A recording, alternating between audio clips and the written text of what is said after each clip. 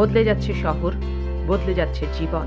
এই সময়ের 4 নারী: ব্যারিস্টার লারা মিন্ট, ভিডিও জার্নালিস্ট টিয়া গোমেজ, সহকারী পুলিশ কমিশনার দিল আফরোজ, ডকুমেন্টারি নির্মাতা আশালতা পর্ণা। তাদের জীবনের আখ্যান, সাথে জড়িয়ে থাকা অনেক মুখ, কোনো মুখ বন্ধুর, কোনো মুখ শত্রু। এই নিয়ে দীর্ঘ ধারাবাহিক তিলোত্তমাস, এই সময়ের নারী।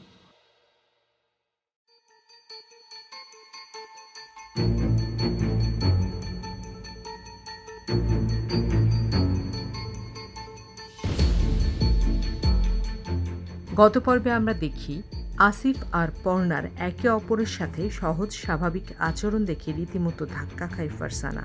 একদিনই সবকিছু চেঞ্জ হয়ে গেল।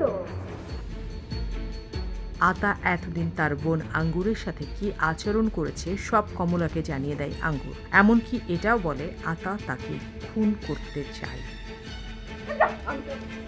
আতা বাবা দুরন্দর আমি জানি, কিন্তু তাই বলে সে তোমার।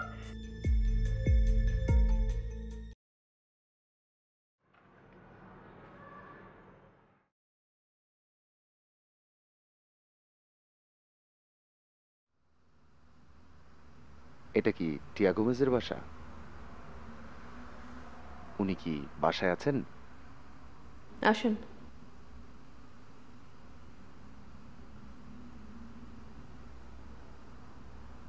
এক্সকিউজ মি, আসুন।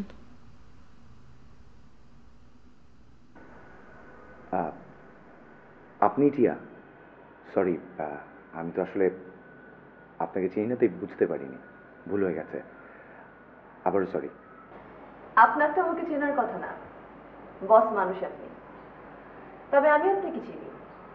সেদিন অফিসে গিয়ে আমি আপনার দিকে অনেকক্ষণ তাকিয়েছিলাম, বাট আপনারা হয়তো ফ্ল্যাট ওনারদের সাথে কথা বলায় তাদেরকে চেনাটা মানে কোনো রকম প্রয়োজন বোধ করেন না। ওয়েল, আমি বুঝতে পারছি আপনি আসলে কি মিন করছেন। ঠিকই বলেছেন, আসলে পুরো বিষয়টাই না একটা প্র্যাকটিসে পরিণত হয়েছে। আর নিশ্চয়ই বুঝতে পারছেন কেন। কিভাবে বুঝবো বলেন তো? আমি না বুঝতে পারছি না। মানে আসলে সাধারণ মানুষ তো আমি, আমার পক্ষে আপনাদেরকে বোঝাটা একটু ডিফিকাল্ট। আপনারা এত বড় বড় মানুষজন। বাই দ্য ওয়ে, আপনার বাসাটা কিন্তু অনেক সুন্দর। যে ফ্ল্যাটটা হ্যান্ড ওভার করার কথা আপনাদের, সেটা সম্ভবত এর চাইতেও বেশি সুন্দর হবে, কারণ সেখানে আমার স্বপ্ন আছে। আর ভাই, দেখতেই তো পাচ্ছেন মাটিতে বসে মানুষ আমরা, কতই বা সুন্দর হতে পারে আপনাদের চোখে। তাই আমার মনে হয় কি, কথা বলার জন্য কথা বলার কোনো দরকার নেই। আপনার আমাদের উপর অনেক রাগ, তাই না? এটা বলতেই বুঝি এখানে এসেছেন? না, দেখতে এসেছি। জেনে বুঝে ডেভেলপার কোম্পানির নামে কেস। সাহস আছে আপনাদের? আপনাদের? ও হ্যাঁ, সাথে তো আশালতা পর্ণাও আছেন। তো এখন কি মানে আমাকে আপনি ভয় দেখাবেন? না না, ওসব কিছু না, দেখতে এসেছি, সাহসী নারীকে দেখতে এসেছি। আর যে বিষয়টা খুব আগ্রহ যাচ্ছে, আপনি খুব অবাক হয়েছেন না? খুব স্বাভাবিক। তবে আপনি যতই বলেন না কেন, আমার ধারণা আপনি ভয় পেয়েছেন, তাই না? একেবারেই না, ভয় পাইনি, রেগে আছি। আমার রাগটা আবার অনেক বেশি। আচ্ছা, তো আমাকে থ্রেট করতে এসেছেন? কিভাবে? আমি আপনার সম্বন্ধে সবকিছু জেনেই এসেছি, কারণ আমি আবার কিছু বললেই তো তা গুরুমিনিশ হয়ে যাবে, অথবা মেরে ফেলার হুমকি। আর বাই দ্য ওয়ে, এগুলো করতে আমি নিজে কেন আসবো? তারপরে কিন্তু চেক করতে পারি। সেও জানি, তারপরে এলাম। কারণ দেখুন, আমি নিজে যেহেতু এমন কিছু করব না, তাই আমি আশা করতেই পারি যে আপনারও মিথ্যা বলবার প্রয়োজন হবে না। বাই দ্য ওয়ে, আপনার হাজবেন্ড কোথায়? একটু ডাকুন, দুজনের কাছে একটু ক্ষমা চাই, একটু অনুরোধ করি। না, ও আসলে বাসায় নেই, যা বলার আপনি আমাকে বলতে পারেন। ওকে, দেখুন, আপনাদের যে প্রজেক্টটা, এই প্রজেক্টটা তো সহসা হ্যান্ড ওভার করতে পারছি না, কারণ কারণ কিন্তু আসলে কারণ অনেক কিছু এর সাথে জড়িত। তো পুরো বিষয়টা আপনি যদি অফিসে আসতেন, আপনাকে আসলে কাগজে কলমে দেখিয়ে বোঝাতে পারতাম। যেহেতু আপনি ফোন রিসিভ করছেন না, তাই আমার পার্সোনালি আসতে হলো। আর আমরা রিয়েলি সরি। আচ্ছা, এই যে আপনি যে এখন সরি বলতে এসেছেন না, সরি বলছেন, কিন্তু আমি যে একটা প্রবলেমে আছি সেটা কিভাবে সলভ হবে বলেন তো? মানে আপনার কাছে কি কোনো ওয়ে আউট আছে? বলুন, শুনি, দেখি সলভ করতে পারি কিনা।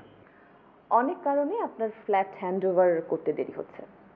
আপনি নিজে এসে জানালেন, আমি জানলাম, কিন্তু এই যে ফ্ল্যাট বাবদ যে লোনটা আমি নিয়েছি তার ইন্টারেস্ট তো আমাকে মাসে মাসে গুনতে হচ্ছে ভাই। আর আমি যে বাসায় থাকি এই বাসা ভাড়াও দিতে হচ্ছে বা লোনের ইন্টারেস্টও দিতে হচ্ছে। কেন গুনবো এত টাকা বলেন তো?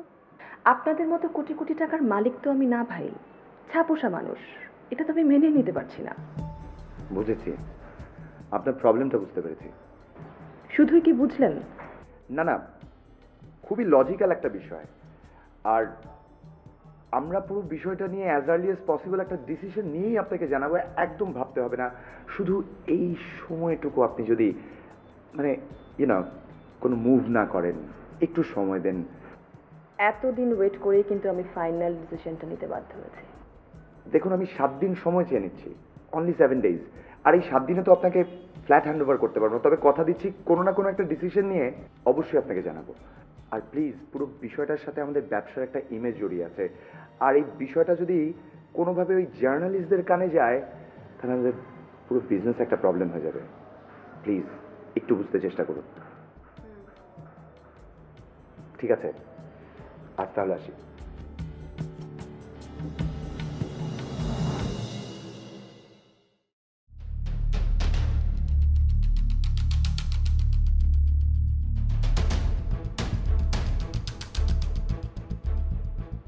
উনি আমার husband. Husband?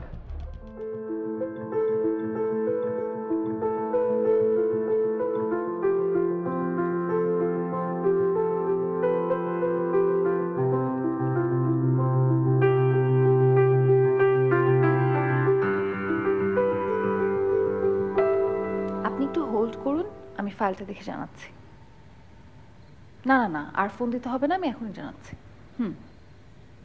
Excuse me sir, রুমে নেই, আপনি এখানে কি করছেন? না না, আপনি আমাকে থামাতে পারবেন, কিন্তু আপনি আমার ডিউটিকে তো থামাতে পারবেন না। মানে এই জন্য আমাকে স্যালারি দেওয়া হয়। ফারুক, খুব জরুরি একটা কল, আপনি আমাকে কথাটা শেষ করতে দিন। না না, এই ফাইলটা আমি আপনাকে কিছুতেই দেবো না। আচ্ছা, ভাউচার কপিটা আমি আপনাকে মেইল বা ফাইবারে একটু পর পাঠাচ্ছি, টেক্সট করে। ঠিক আছে, আচ্ছা, থ্যাংক ইউ। আপনি কিন্তু বেশি শুরু করেছেন ফারুক। আপনার জন্য কি আমি এখন একটা ক্লায়েন্টের সাথেও ডিল করতে পারবো না? আপনি যে কথাগুলো ক্লায়েন্টকে এখন বললেন সেগুলো শুরুতে বলে দিলেই তো সমস্যা হতো না। এত অস্থির না হয়ে আমি ফাইল নিয়ে কি করি আপনি দেখলেই তো পারতেন। পারতেন না? এসে চেঁচামেচি শুরু করেছেন, এসে দেখতেন আমি কি করি, তারপর রিপোর্ট করতেন সেই অনুযায়ী। বেশি বেশি করছেন। কি নিয়ে এত ঝগড়া যেতে? তোমাদেরকে নিয়ে না আর পারি না। তুমি ছাড়া কি আমি এই রুমে আসতে পারবো না এনাম ভাই? হ্যাঁ পারবে, অবশ্যই পারবে। তোমার রুমের কোনো ফাইল দেখতে পারবো না বা হাত দিয়ে ধরতে পারবো না? পারবে, কেন দেখতে পারবে না? প্রয়োজনে তো অবশ্যই পারবে। একটু আগে আমি মাহতাব ভাইকে কল করেছিলাম, ওরা বিল আটকে রেখেছে। কালকেই তোমাকে আমি ফাইলটা যে দিলাম সেটা, এখন আমি ফাইলটা খুঁজতে এসেছিলাম যে বাজেটটা কত এটা জানার জন্য। আর সে এসে আমাকে বলে কিনা তুমি না থাকলে রুমে আমি ঢুকতে পারবো না আর কোনো ফাইলেও হাত দিতে পারবো না। তুমি বলো আমার মেজাজটা কেমন খারাপ হয়, তুমি বলো। হাসছো কেন তুমি? আমি কি যোগ করলাম? স্যার, উনি যদি অফিসের এই বাজেটটা বাইরের কাউকে দিয়ে দেয়, আমি সেই ভয় স্যার ওনাকে ফাইলটা আমি দিইনি। এই অফিসে বাজেট জানার জন্য আমাকে ফাইল খুলে দেখতে হয় না, আমি সব কিছু জানি। তোমার মতো আমি এখানে নতুন এমপ্লয়ি না, অনেক পুরাতন, ঠিক আছে? আর স্পেসিফিক্যালি ক্লায়েন্টকে বলার জন্য আমি ফাইলটা দেখতে এসেছিলাম। ফারুক এটা কেন করেছে আমি বুঝতে পেরেছি, তুমিও নিশ্চয়ই বুঝতে পেরেছো, তারপরও তুমি এতটা রেগে গেছো। কারণ আমি ওকে সহ্যই করতে পারছি না। এবার মনে হয় আমার জবটা ছাড়তেই হবে। মানে ফারুকের কারণে তুমি জব ছেড়ে দিবে?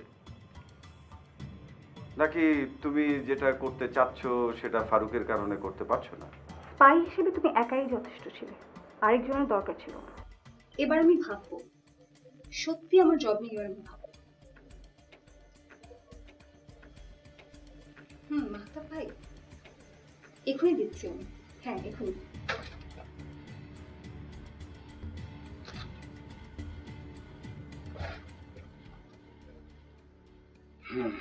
স্যার আমি কি একটু বেশি বেশি করে ফেলেছি স্যার? হুম,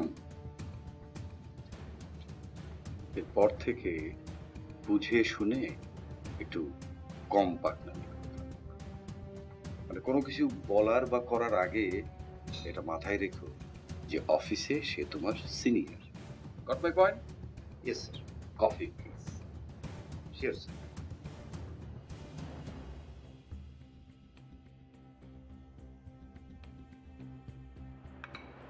এটা না। আজ খুব বোরিং টাইম কাটালি না? না, আয়েশ করে ঘুমালাম। বিকেলে ভাবছি এটা মিটিংয়ে যাই। মিটিং কেন? তুই না বললি ছুটি কাটাবি? হ্যাঁ, নিজের জন্য যদি কিছু করতে হয় তাহলে এখন থেকে পিয়ারটা মেনটেন করা খুবই প্রয়োজন। খুব। মিটিং কিন্তু আড্ডা টাইপের, আড্ডা দিতে দিতে বলে ফেলবো। এভাবেই নিজের বিজনেসটা দাঁড় করে ফেলবো খুব কম সময়ে। বাবু, তোর মাথায় তো অনেক বুদ্ধি।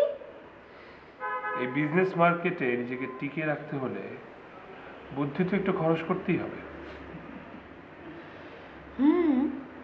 কিন্তু পার্সোনাল লাইফ টিকিয়ে রাখতে গেলেও কিন্তু কিছু বুদ্ধি খরচ করতে হয়। এটা তুই কি বললি? আমি তো সেই চেষ্টাই করে যাচ্ছি, আমার নিজের একটা সিঙ্গেল আইডেন্টিটি ক্রিয়েট করতে। এটা আমার নিজের সঙ্গে নিজের একটা চ্যালেঞ্জ। দেখ তোকে করতে দেয় কিনা। যেসব মানুষের পাল্লায় পড়েছিস তারা তোকে শান্তিতে থাকতে দেবে বলে মনে হয় না। মানুষের কথা মানে কাদের কথা বলছিস? ইনাম ভাইয়ের কথা বুঝলাম, আর কে? পড়নাই বা কম কিসের? সেও তো চায় না তুই ভালোভাবে থাক। আহা, ভুল বুঝিস। পর্ণা সেসব কিছুই ভাবে না। ও কখনো আমার বিষয় নিয়ে কখনোই মাথা ঘামায় না। এটাই তো চিন্তার বিষয়। নিজের স্বামীকে নিয়ে চিন্তা করবে না, তবে চিন্তাটা কাকে নিয়ে? নিজেকে নিয়ে। ও নিজে খুব বিজি, কাজ করছে। বাবু শোন, ছুটি যখন কাটাতেই চাইছিস তখন পর্ণা সম্পর্কে একটু খোঁজ খবর নে, বুঝলি? পর্ণা সম্পর্কে আমি আবার কি খোঁজ খবর নিব এখন? কারোর সাথে সম্পর্ক টম্পর্ক আছে কি না, বাইরে বাইরে দিন কাটায়, সংসারে তো কোনো মনোযোগ নেই, কথাবার্তা সোজাভাবে বলে না। আমাকে তোর ভালোই লাগে না।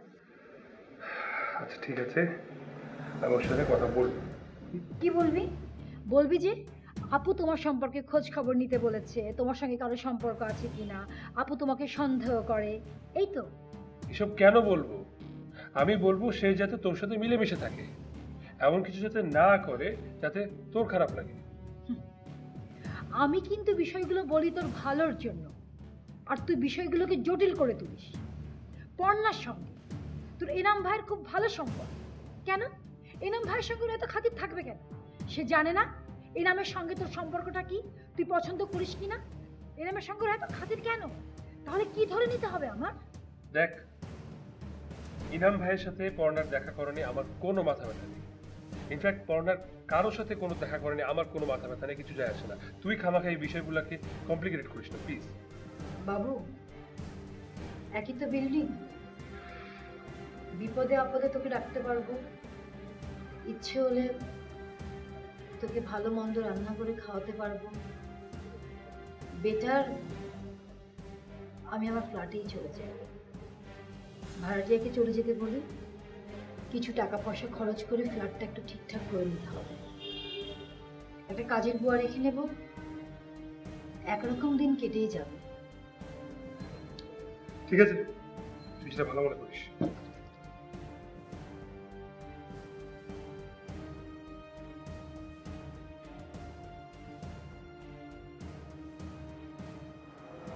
আপনার হাজবেন্ডের কি কোনো টুইন ব্রাদার আছে? আপনি আমার হাজবেন্ডকে চেনেন? খুব ভালোভাবে। ও, আপনার বন্ধু। আচ্ছা, আমি তো সেদিন আমার হাজবেন্ডকে নিয়ে আপনার অফিসে গিয়েছিলাম, কিন্তু আপনাকেও দেখেছে, বাট আমাকে কিছু বললো না কেন? উন্নাসিক মানুষ, হয়তো আমি যে ওখানে আছি তিনি খেয়ালই করেননি, দেখলে নিশ্চয়ই আমাকে চিনবার কথা। তাহলে আপনি ওকে কিভাবে চেনেন? আশিক। তাহলে উনি একটাই। What a coincidence. আমি বুঝতে পারছি না আপনি আমার হাজবেন্ডের ব্যাপারে মানে এরকম আচরণ করছেন কেন। তবে আমি বুঝতে পেরেছি। এখন আমার কাছে পুরো বিষয়টা আরো ক্লিয়ার। আপনি কেন ফ্ল্যাট কিনতে চাইছেন আর আপনার নামেই কিনতে চাইছেন? কারণ আমি জব করি আর হাউস লোনটা তো আমি আমার নামেই পাবো, সো ফ্ল্যাটটা তাই আমার নামেই বুকিং দেয়া। আপনার হাজবেন্ড বাসায় নেই আর থাকবার কথাও না। ওয়েট, আপনি কিভাবে জানলেন? আচ্ছা মুমিত সাহেব, এভাবে রহস্য না করেন না, সোজা সাপটা কথা বলুন। আশিক কোথায় আপনি জানেন? আপনার হাজবেন্ড আমার গার্লফ্রেন্ডের বাসায় ছিল।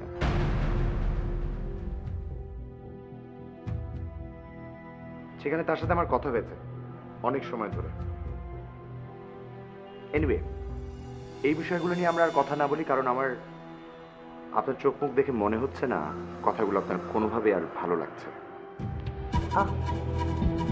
আপনার সাথে আমার আজকের প্রথম পরিচয় মুমিত সাহেব, তো আপনার কাছ থেকে আমার হাজবেন্ড সম্পর্কে শুনতে আমার মোটেও ভালো লাগার কথা না। আমিও বলতে চাইছি না, আবার না বলে থাকতেও পারছি না। বিষয়টা এমন, কারণ আপনার হাজবেন্ড আমার গার্লফ্রেন্ডের বন্ধু না, অথচ কে জানে, মানে হয়তো বন্ধু। নাম কি আপনার গার্লফ্রেন্ডের? মৌলি। মৌলি? আপনিও তাহলে মৌলিকে চিনেন না? মানে হাজবেন্ডের সব বন্ধুকে চিনতে হবে এমন তো কোনো কথা নেই। আর আমি আসলে ওই টাইপের না যে হাজবেন্ডের সব বন্ধু সবাইকে চিনে রাখি। উদার মনা মানুষ আপনারা, আপনাদের প্রবলেম নেই। প্রবলেম আমার আছে। প্রবলেম আমার হয়েছে আপনার হাজবেন্ডের নির্বিকার আচরণ দেখে। আপনার গার্লফ্রেন্ড সম্পর্কে আমি জানি না, কিন্তু আশিক আমার হাজবেন্ড খুব অন্যরকম মানুষ, আর 10 জনের থেকে সে অনেক আলাদা। তাকে আপনি বা মানে আপনার মতো মানুষজন বুঝতে পারবেন না আসলে। হয়তো, বাট আপনাকে আমার পছন্দ হয়েছে। স্মার্ট অ্যান্ড সেলফ ডিপেন্ডেন্ট মানুষ আপনি। ফর্চুনেটলি এখানে এসেছিলাম, আর তাই আপনার সাথে আমার পরিচয় হয়েছে। মাত্র একদিনের পরিচয় আপনি কিভাবে আমাকে বুঝে ফেললেন? মানে বাইরের চেহারার স্মার্টনেসে কি সব? না, একেবারেই তা না। আপনার সবচেয়ে বড় স্পেশালিটিটা হচ্ছে আপনি আপনার হাজবেন্ডের সম্বন্ধে জানবার পর একটা ধাক্কা খেয়েছেন। আপনার আরো কিছু জানবার ইচ্ছেও করছে, কিন্তু আপনি জিজ্ঞাসা করছেন না, বরঞ্চ আপনি আপনার হাজবেন্ডের দোষ ভুল ঢাকবার চেষ্টা করছেন। ইন্টারেস্টিং, আপনি এই সময়ের মেয়ে হয়েও একদম আলাদা। আপনি কিছু মনে না করলে আপনার সাথে কিছুক্ষণ সময় আড্ডা দিই? না না, এটা ভাববেন না যে ডেভেলপার হিসেবে আপনার ফ্ল্যাট যেহেতু বুঝিয়ে দিতে পারছি না, আপনাকে কোনোভাবে মলম দেওয়ার চেষ্টা করছি, অথবা আপনার হাজবেন্ডের সাথে আমার গার্লফ্রেন্ডের একটা সম্পর্ক আছে এটা জেনে আমি আপনার কাছ থেকে কোনো সুযোগ নেওয়ার চেষ্টা করছি। এর কোনোটাই কিন্তু করছি না। অনেক ব্যস্ততার মাঝে আপনার সাথে একটু সময় কাটাতে চাইছি, এই যা। আমার সাথে তো শুধু কথাই বলবেন নাকি? তার জন্য তো অজুহাত দিচ্ছেন কেন?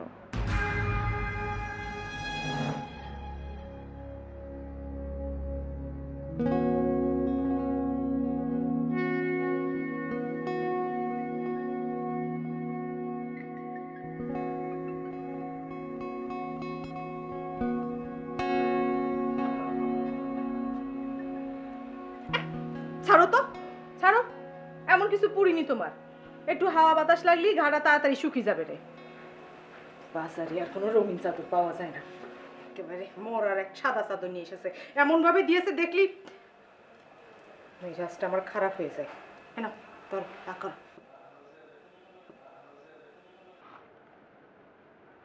কত আদর রে সোনা, কত আদর। এই আদরেরই তো অভাব। কত আদর করে খাওয়াচ্ছিস। তুমিও কি কম আদর করেছো আমার? এক হাতে তোমার ছেলে আর এক হাতে আমারে তুমি খাইয়ে বড় করেছো, মানুষ করেছো, কিন্তু কোনোদিন কি ভাবিছি দুনিয়ার নিয়মটাই এমন? আজ তোমারে যে খাওয়াচ্ছে কাল তারেই তোমার খাওয়াতে হবে। তোরে কি খাওয়াবে রে সোনা? মানুষই খাওয়াবে। তুমি যেমন খাইয়ে পরিয়ে আমার দায়িত্ব নিয়ে এত বড় করেছো, আমিও তো তেমন দায়িত্ব নিয়ে কিছু মানুষের জন্য করছি, করব, তারাই আমার খাওয়াবে।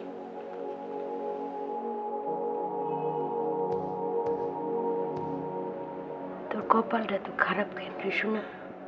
কই আমার কপাল খারাপ? এই দেখো এত বড় একটা কপাল, একটা কাটা দাগ পর্যন্ত নেই। এই কপাল খারাপ হয় কি করে? আসলেই তোর কপাল খুব ভালো। তা না হলে এই জমানায় কে কার দায়িত্ব নেয় বল? বুবু বলে তোর দায়িত্ব নিয়েছে। দায়িত্ব তো তোরও নিয়েছিল, হয়েছিস তো একটা কুলাঙ্কার। আর ও মাদার তেরেসা হয়েছে। এনজিওর নাম বলে তো মেয়েগুলোকে নিয়ে ব্যবসা করে। আতা এত বড় একটা কপাল, একটা কাটা দাগ পর্যন্ত নেই। এই কপাল খারাপ হয় কি করে? আসলেই তোর কপাল খুব ভালো। তা না হলে এই জমানায় কে কার দায়িত্ব নেয় বল? আমি আমার কোম্পানির জন্য নতুন একটা টিভিসি বানাবো চিন্তা করেছিলাম, আপনি যদি দায়িত্ব নিতেন। আমি তো টিভিসি বানাই না। আপনি পালিয়ে গিয়ে বিয়ে করলি, আত্মীয় স্বজন চেনা যায় না। উনি আমাদের আমি কেন আমাদের সম্পর্কটা তুমি নষ্ট করলা? কারণটা কি জানতে পারি? সেটা এখনো তুমি আইডেন্টিফাই করতে পারো